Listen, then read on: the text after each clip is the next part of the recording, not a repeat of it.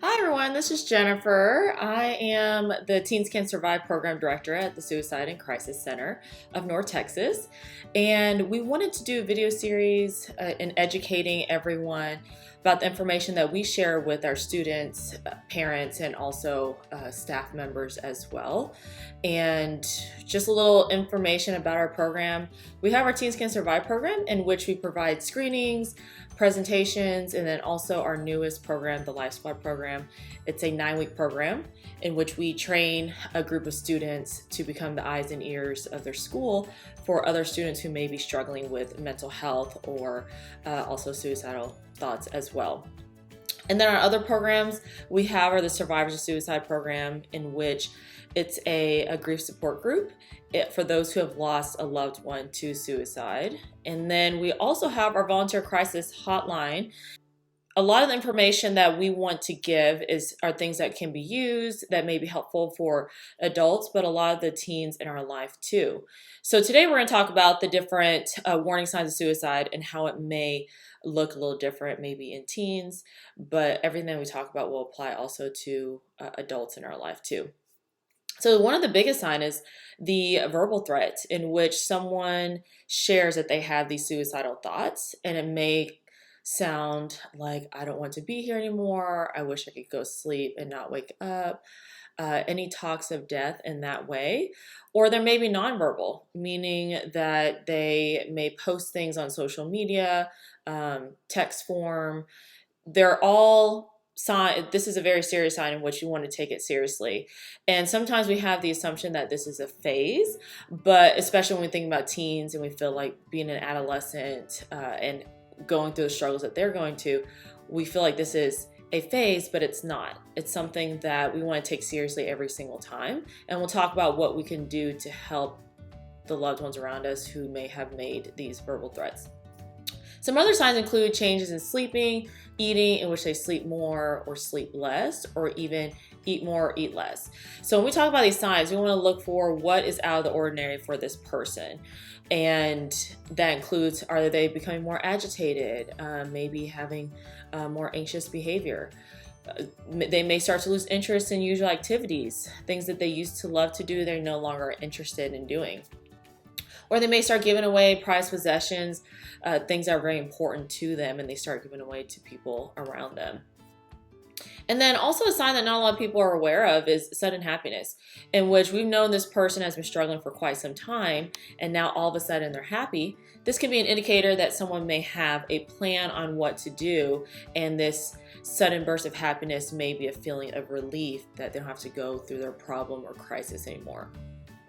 And also, if we're noticing any increase in drug or alcohol use, meaning if someone has not used drugs and alcohol before, they may start using it, or if they already have, that there may be an increased amount in how much they're using.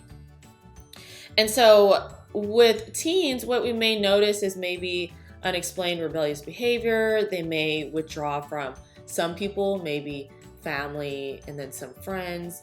You may notice a drop in grades as well, which comes with this difficulty focusing, concentrating.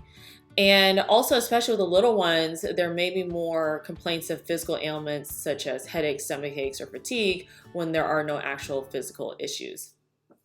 So this is an extensive list. However, again, we look at each person and we determine, is this out of the ordinary for this person that I know? And if we're seeing these changes, then what can we do?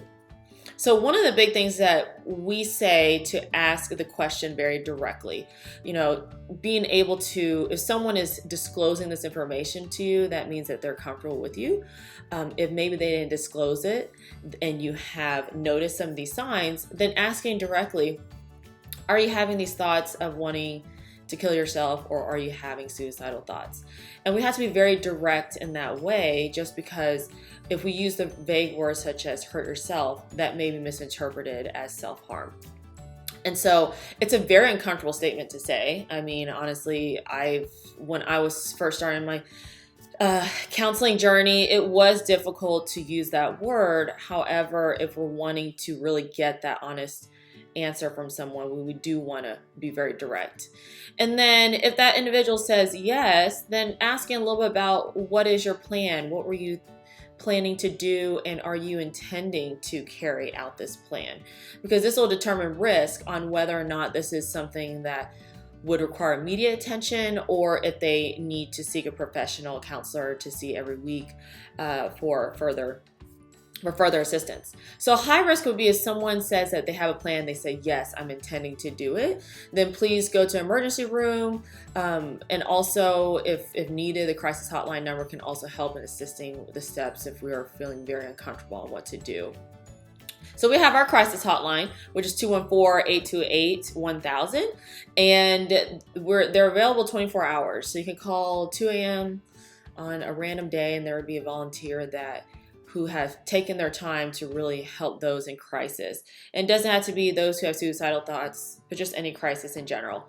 And especially now, we're not only seeing more calls to the crisis line, but more teens calling specifically. So we know a lot of our kiddos out there are struggling, and wanting to understand some of these signs will provide us, again, comfort in knowing that I know what I can do and what to look for, so we could potentially save someone's life.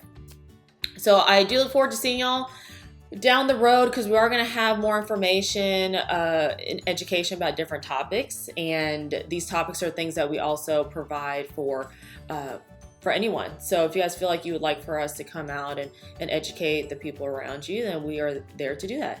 All right, thank you.